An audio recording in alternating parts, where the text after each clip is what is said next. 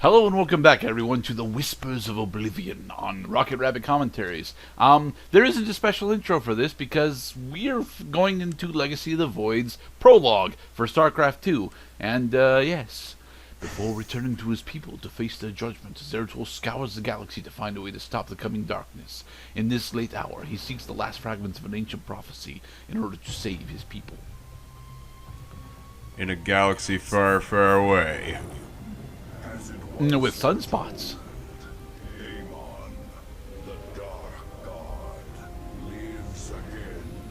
If any hope remains for our galaxy, it lies in the hands of the Xel'naga. No, it does not. One piece of prophecy remains unfulfilled.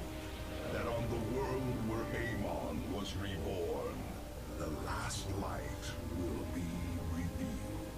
So, yeah, the storyline for the prologue for Legacy of the Void is that Zeratul is still chasing after this goddamn prophecy that he started stumbling upon during Wings of Liberty. If you've been following along with Rocket Rabbit Commentaries, we've done Terrans, we've done Zerg. Now, it's time to do Protoss. Yeah. Unfortunately, I will say that despite how much I really enjoy Legacy of the Void for its gameplay, the storytelling elements in this part are a bit confusing and nonsensical. Like, why is Zeratul still looking for this? Because in canon, it's been about 2 years since the start of Wings of Liberty. Well, maybe this is an intermediary chapter. They devoted an entire series of Star Wars The Clone Wars as an intermediary step between episodes 2 and 3. Yeah, but a majority of that is non-canon filler. We must free them before the swarm overwhelms the facility. Zeratul. I thought I sent Hey, Primal Kerrigan, nice to see you here. Words. Why are you here? This place holds information I seek, and my captured brethren. I intend to free them both from the Terran's grip. This facility is a breeding ground for Amon's hybrid army. My swarm will embrace. My doofy men have returned in order to wipe the Terrans off the face of the earth. So let me make this clear. So, Kerrigan, why won't you, like, help us? Because we effectively have the same goal here. Do not fear. We will not abandon this fight, Talis. If we are swift and clever, we can avoid the swarm. If we Why do follow we the need to tutorial avoid the swarm? instructions. I have made our nexus point ready for your arrival. Let's Okay. begin. So, yeah. Let's craft. The prologue for Legacy of the Void is effectively Zeratul still chasing after this prophecy he stumbled upon prior to the events of Wings of Liberty. And well, we get to play as Zeratul as he attempts to confirm this prophecy. This is more or less a tutorial to how to play Protoss, but it's not a necessary tutorial because the campaign itself has a better tutorial than this one. Ah, Dark prelates, we will need to cross the swarm's attack route to reach the captives. Move forward only when it is clear. Avoid the use left click on your mouse in order to designate a direction for our forces. Alright, so the Protoss as a race for StarCraft 2, much like StarCraft 1, are, pretty goddamn awesome. They have significantly better units per unit than the other two factions do, at the cost of having really long development times and being much more expensive. The thing is, they still because of their problems with production, expansion, and quality over quantity, do not hold the candle to the Zerg when it comes to StarCraft 2. Protoss is actually my preferred race to play as because despite their problems, they are the coolest both aesthetically and the coolest for me to actually play, especially with their emphasis on warp technology and starfighters, because their aircraft are fucking nuts, as Cloud can attest to, because I managed to beat him during the one of 2 games that we actually played against each other. I mean, he just floods the screens with fighters, so yeah, they are a force to be reckoned with en masse. The Protoss military is honestly a bit over specialized. You have your ground units with the Zealots, which are relatively high damage, but otherwise unremarkable. You have your Stalkers, which have replaced the Dragoons, which are both utility and anti-air units, which is interesting given that they're still effectively the best unit that the Protoss get, to be perfectly honest, unless you want to actually count Archons. But Archons are so expensive that I don't really want to count them. But new to the Protoss faction are the Sentries. The Sentries are support units. They can restore the shields of nearby units relatively quickly, and they also have a force field spell that can lock opponents either in place or away from your forces. Protoss actually have a lot more. Well, maybe not more spellcasters, but more readily available spellcasters than the other 2 factions do. And their army compositions tend to be very dependent on either the spellcasters themselves or the advantages that you get from having spellcasters. Well, spellcasters will buy you time, and time times time already earned by improved defense and having a shield on your units means that your defense will be a lot stronger. What you do with that defense is, again, you create the Swarm of Doom, you bring in the Swarm, and then you wipe out everything in its path. Well, that's what you try to do. Protoss aren't actually all that good at massing units. They need to They need to have a critical mass of various different units in order for them to actually be successful. It's not a tactic that I'll actually be using for a majority of the actual campaign, but it is how Protoss are intended to be played. Level 1. Level 1 complete. So what's new in the world of Cloud as we continue to go through our intro stage? Well, I am looking forward to moving in additional time relatively soon, so it's nice to be in the transient mood where everything I have is pretty much in cardboard boxes right now.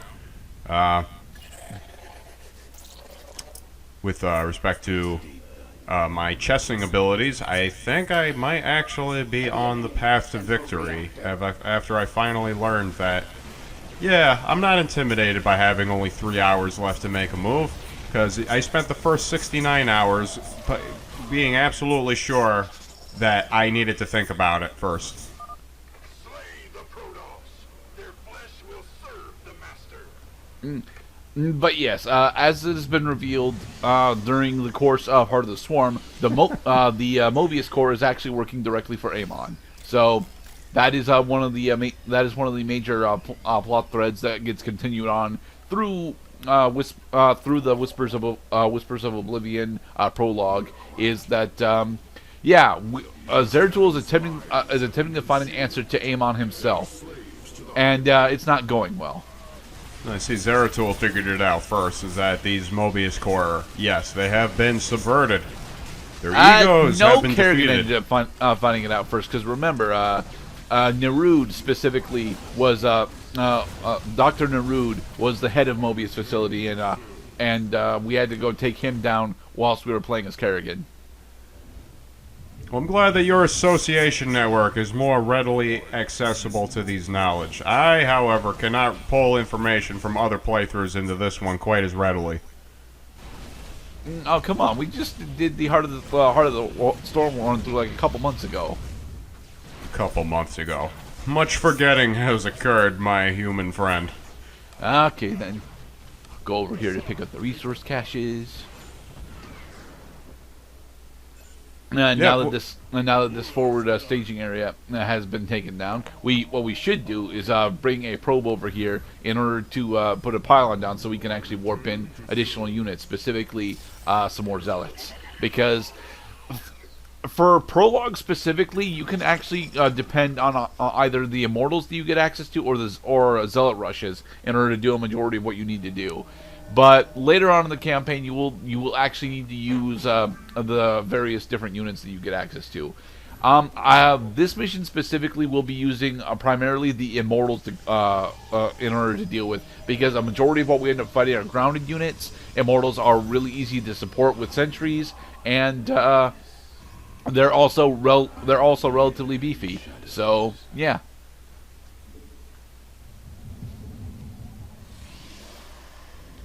This mission also sets up one of the problems that I have going through the Legacy of the Void campaign, in that a majority of our missions are going to take two parts, simply because we usually have to establish a base and then use that base in order to push into enemy territory in effectively larger waves.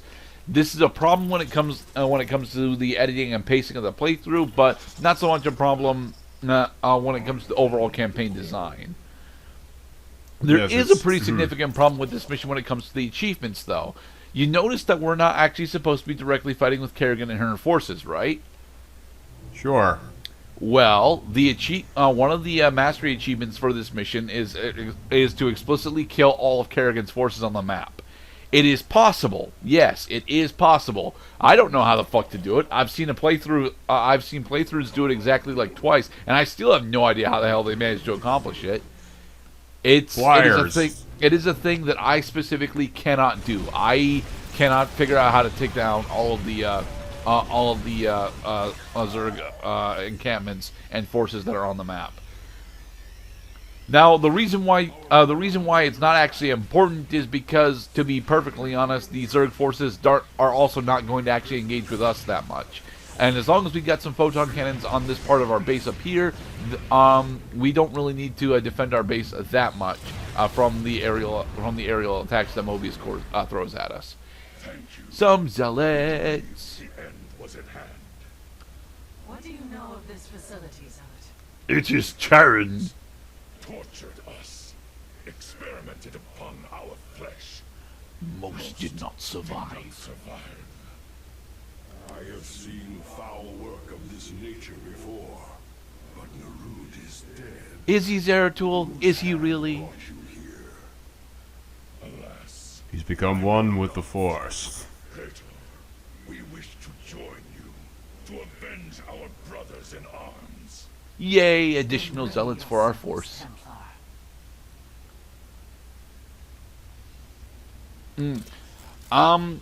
Okay, so recall in StarCraft 1 that one of my biggest problems when it came to the Protoss was pathing problems, and we've already seen a small example of that of pathing problems come back in this mission as well, where I told our zealots to advance and they decided to bring a stalker along with them.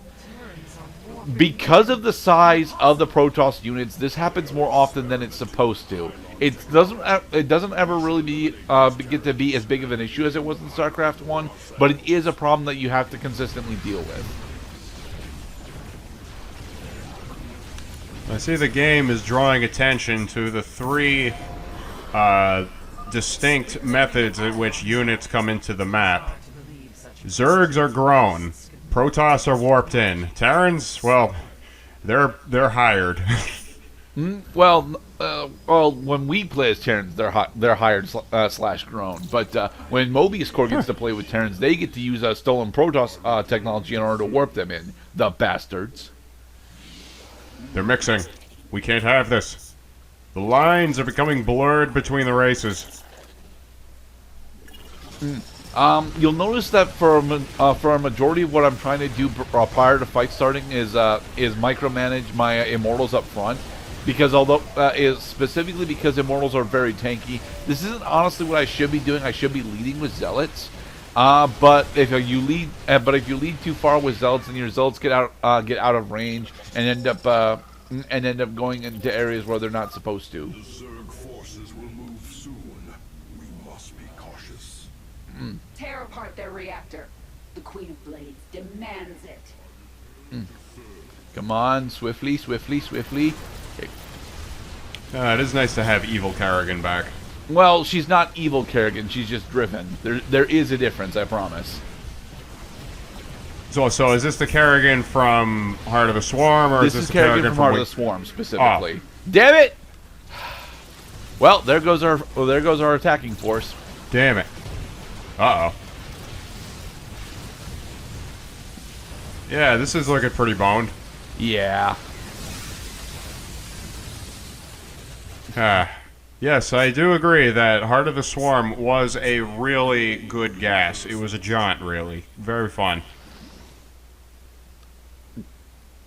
Alright. As Pascaret mentions, in the next part we continue the prologue as we have managed to finish this mission after recovering from such a detrimental loss. I am to serve.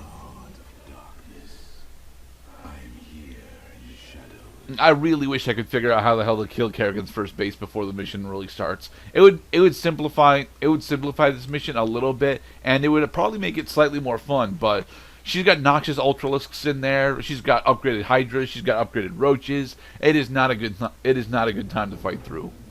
Be safe, everybody.